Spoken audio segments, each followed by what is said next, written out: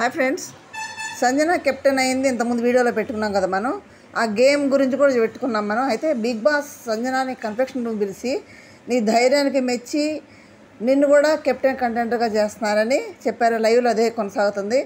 బాగా మాట్లాడారు. సంజనని ఎవరైనా ధైర్యం నిలబడ్డావు అని మెచ్చుకున్నారు కూడా బిగ్ బాస్. దానికి సంబంధించి కంటెండర్షిప్కి కెప్టెన్ టాస్క్ కూడా సంజనాకు అవకాశం ఇచ్చారు. 5గురిని ఎన్నుకోమంటే 4గురిని డిమాన్ పవన్, సృష్టి వర్మ, ఇమ్మాన్యుయల్, నెక్స్ట్ హరీష్, ఈ 4గురిని ఎన్నుకుంది. 5వ పర్సన్ సంజన. వీళ్ళు ఒక రోప్ పట్టుకొని ఇనప రాడ్తోటి ఎక్కువసేపు నిలబడి ఉండాలి. ఎవరు నిలబడితే వాళ్ళే గెలుస్తారు. అయితే ఒక ట్విస్ట్ ఏంటంటే ఆ గేమ్ వీళ్ళు ఆడకూడదు, వీళ్ళకి బదులు వేరే వాళ్ళు ఆడాలి. అయితే ఇక్కడ షాకింగ్ విషయం ఏంటంటే సంజనకి ఎవరాడో తెలుసా? శ్రీజ ఆడింది. సంజన శ్రీజని సైకో అంది, చీప్ అంది, చాలా మాటలు అన్నది. శ్రీజను చూస్తేనే సంజన గయ్యమని లెగుస్తుంది. అట్లాంటిది సంజన కోసం శ్రీజ ఆడింది. నెక్స్ట్ ఇమ్మాన్యుయల్ గారి కోసం భరణి ఆడింది.